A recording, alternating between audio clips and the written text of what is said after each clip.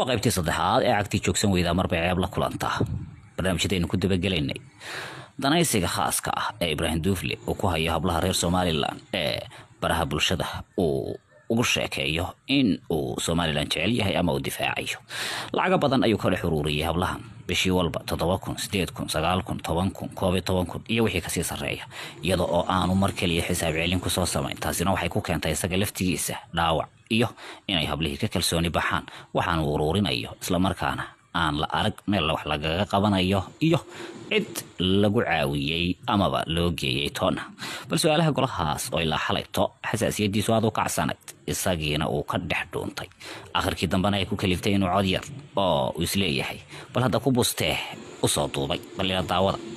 waa yaabiya ama ka dusha sare waxaa idinka muuqan doona nambarskii hablaha iyo golahaas lagu wada hadlayay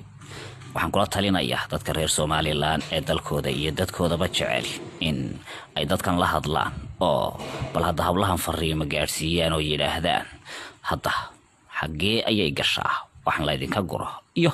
dantaadu bixisaan waxa ay tahay intuba waa iyaga aynu dareensiino qaladaadka laga gelayo shakhsiyadooda waa ku jiraan runtii ninba maxay tahay islaam baa tiri ninka inta xoog leeyahay inantayda caruur muu ka keeni kari waayine hagrasha jirta marka golaha hagrasha jirta gabadha magaceedu waa Warda waxaana ka soo hadlaysay USA nambarkeeduna waxa idinka muuqan doonaa dusha sare عليكم السلام ورحمة الله وبركاته إن هذا الجمال واد بنكو سلام يا ديك يا إبراهيم عيديد قدوميها يهدي لها كدقو هدي لها كدقو حوهيه جمال واني كدلين يرضى صوركيسو دusha dhinacan idinka muuqdo waana ninkii lahaa waxaan u jawaabayaa Ciise oo goluhu xaq buu ku shaqeynaya waana ragga hablaha u busteeyay Ibrahim si ay dhaqaale yar uga urursadaan isla markaana ugu maaweeliyaan waxaynu u soconaa sare waxaan weydiinayaa oon rabaa inaan midnimada dhammaan wayasaan group midnimada Somaliland dhammaan waxaan idin weydiinayaa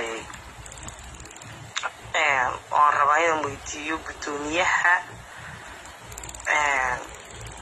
Ibrahim Caydido lacagtii aynu ururiyay ee waxa loogu talagalay coronavirus bal meesha aga dhigatay inkastoo ay badnayn boday 7,000 ahayd 7,000 meesha aga dhigatay bal baan doonayaa inaad igu soo celiso oo jawaab soo bixiso insha Allah billahi karim bal golahan aad u soo sheegto aad noo soo sheegto waana ku salaamayna assalaamu calaykum weydiinta gabadhan oo magaceedu yahay Raaqiya joogtana wadamada Scandinavian-ka ayaa waxay sababtay in cumadayaashii ay markaliya soo cabaadaan balse ay dadka u dejiyaan mar haddii ay wixii meesha ay ka cunayeen amaba ku biishanayeen faragelisay isla markaana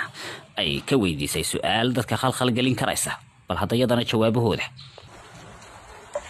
بسم الله الرحمن الرحيم السلام عليكم ورحمة الله تعالى وبركاته أدوار السلام عليكم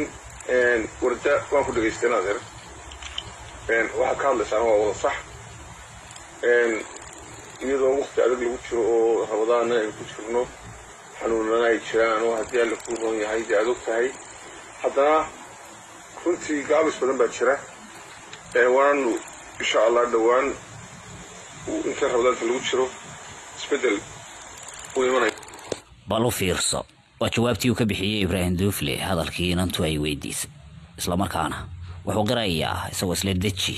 bal in gaabis jiro oo ayaamaha Ramadaanta ee barakada badan iyo xanuunaduba ay keenayaan dib u dhaca laakiin ma abaarin in uu bartii bugtay daweeyo